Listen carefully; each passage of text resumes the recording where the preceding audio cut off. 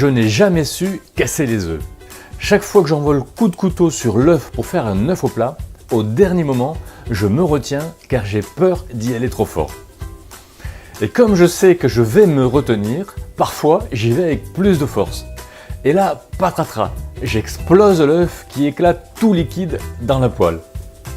Résultat, je ne sais toujours pas casser les œufs. Si je vous parle de mon absence de talent culinaire, c'est pour illustrer le fait que parfois, on a du mal à être dans le juste milieu. On en fait soit trop, soit pas assez.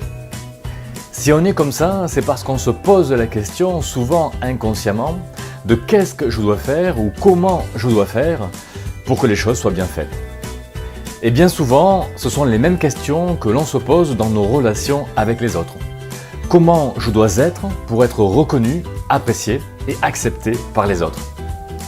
Par exemple, on peut en faire trop en voulant faire plaisir aux autres, toujours et tout le temps, ou on peut ne pas en faire assez, de peur de trop en faire. Dans ces deux comportements, en réalité, on n'agit pas pour soi, mais en fonction des autres. Et le résultat, c'est qu'on n'est pas serein, car on redoute ce que les autres vont penser de nous. Mais alors, comment faire pour se sentir libéré de cette contrainte de bien faire face aux autres?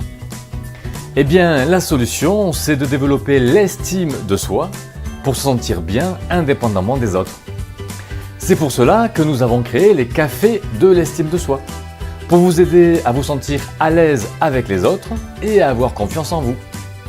Pour connaître la date du prochain café et vous inscrire, cliquez sur le lien qui s'affiche soit dessous, soit dessus cette vidéo. Ne passez plus à côté de belles relations. Venez boire un café avec nous.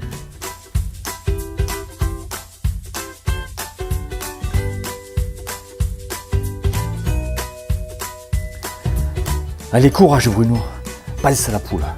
Ne pense pas à l'œuf, pense à la poule. À la poule qui a pondu par amour. Oui, c'est ça, par amour.